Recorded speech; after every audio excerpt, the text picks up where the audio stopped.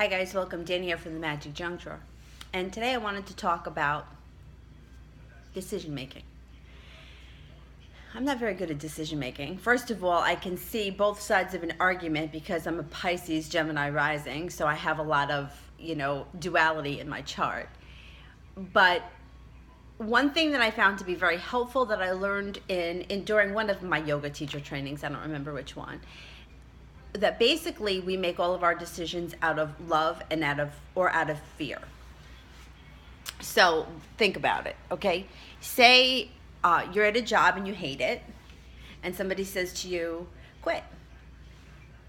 I can't quit, I need the money, I need to work.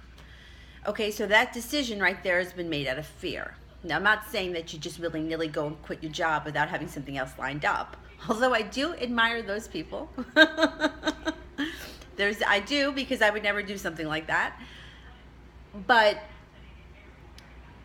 if you are the kind of person that is miserable at your job, so you go on interviews and you have a recruiter working for you and you're looking for another job and then you find another job and you take it, now you're making that decision out of love.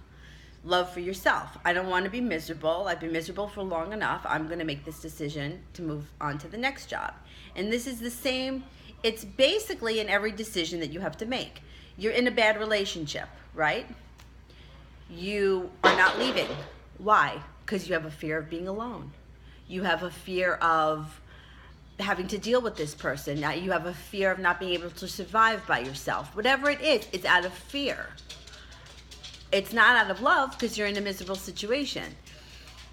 If you loved yourself enough, you would get out of that relationship. You would figure it out, but you're not. You're putting the other person's needs before yours because you're not loving yourself enough. And let me tell you something. I hate all this self-love crap because to me it sounds like a lot of bullshit, but it's not. It's the truth. If you're doing something to make somebody else happier than you, you're not taking care of yourself. And I spent my whole life as a people pleaser, and I still do it. So I'm not throwing stones at anyone. I'm totally agreeing that I'm right there with you. But think about it. When you make a decision, where are you making the decision from? If you make the decision out of fear, chances are you're not making the right decision. And look back on your life. Like, how many times did you make a decision out of fear? How many times did you make a decision out of love? And it can be with anything. Like, think of the situations, like somebody who has to travel for work. Say this person hates flying, but they'll fly for work. Why? Because they have a greater fear of standing up to their boss and telling them, hey, no, I'm not going. That fear is greater than their fear of getting on the plane. Neither one of these decisions here has been made out of love. Sometimes you have to do these things. Like, you just have like, that's your job, you have to do it. But what I'm saying is, think about where you're making the decision from, and it might make the decision process a little bit easier.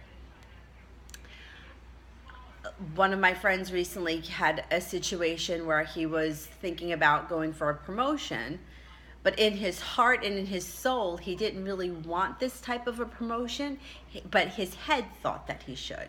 So it's like the fear of, but if I don't move up, if I don't make more money, if I don't, that's a decision that taking that job would have been making the decision out of fear. Doing what you love is making the decision out of love.